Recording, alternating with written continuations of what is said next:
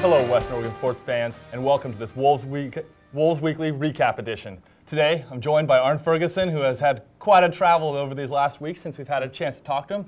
Been all the way over to Michigan and back. Yep. Talk to me a little bit about this. We're going to go into this Grand Valley game. Talk to me about that. We left early on Wednesday and had a nice flight there, 3-hour bus trip into Grand Valley. The first thing we noticed is a big school, great facilities, and our kids really enjoyed playing in front of 15,000.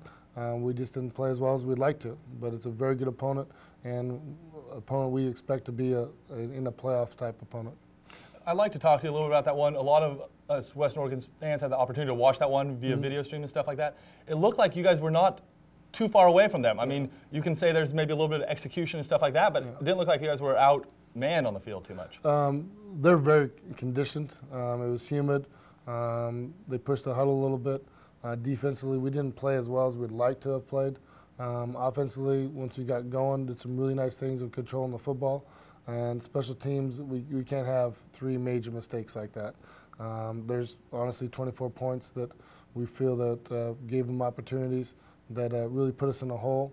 But the third quarter, really felt our offense came back and really felt our defense responded to an environment they haven't been in for. It's the biggest crowd they've ever been, the noisiest crowd, but definitely a fun environment to play. I really hope it'll help us going into this week against Simon Fraser to fix the mistakes that we need to fix, and there's plenty of them. So it's optimistic in the fact that we feel like we can get a lot better. It's disappointing in a game like Grand Valley to kind of shoot yourself in the foot. What do you feel that you as the coaches learned about this as well as some of the student athletes? Well, first of all, they're an extremely good team from the head to toe.